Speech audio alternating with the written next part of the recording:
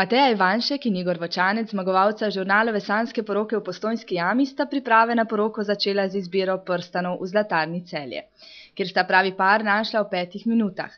Tudi ona dva, tako kot večina, prisegata na klasiko. Danes se predvsem mladoporočenci odločajo za poročne prstane, ki so v belem zlatu.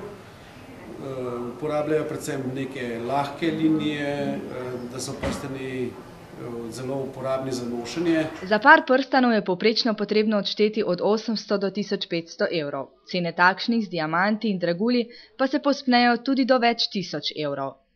V studiu Tina 6 sta bodoča mladoporočenca zaplavala med pisano izbiro poročnih tiskovin. Poročnih tiskovin še zdaleč več ne obsegajo samo vabil. Danes se je pač stvar razširila, zavzema celotno kolekcijo, v bistvu lahko govorimo o nekakšni celostni podobi in danes se pari odločajo tudi za oblikovanje zahvalnic, menijev, kartic za sedežne rede, od personaliziranih darilc, naprimer čokoladice, nalepke za vina, razni piškotki s posebnimi embalažami.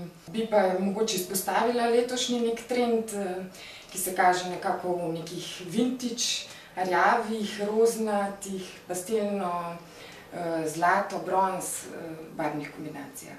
Matejo in Igorja je prepričala dvobarvna kombinacija. Goste bosta razveselila tudi z mini darilci, kaj se bo skrivalo v škatlicah presenečenja, pa naj zaenkrat ostane še skrivnost.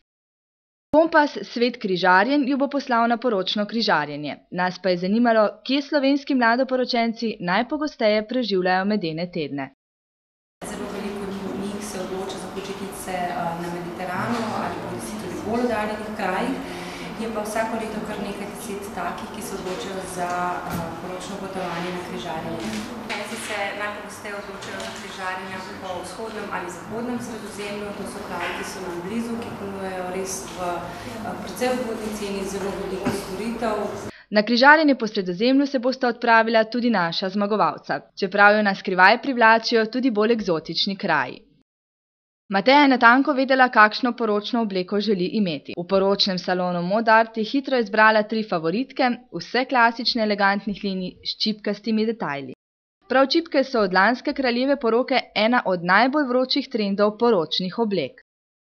Kot novost v letošnji kolekciji morda te krajši živoci, pa ta voluminoznejša večplastna krila.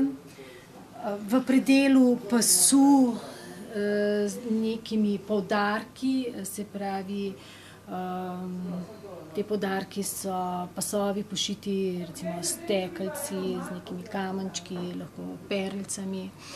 Druga novost v letošnjih trendih poročnih oblek je perje, se pravi, to je zadnji hit in se bo nadaljeval tudi v kolekciji 2013. V kateri obleki bo Mateja dahnila usodni da, pa boste izvedeli 8. septembra na žurnalovi sanjski poroki v Postojnski jami.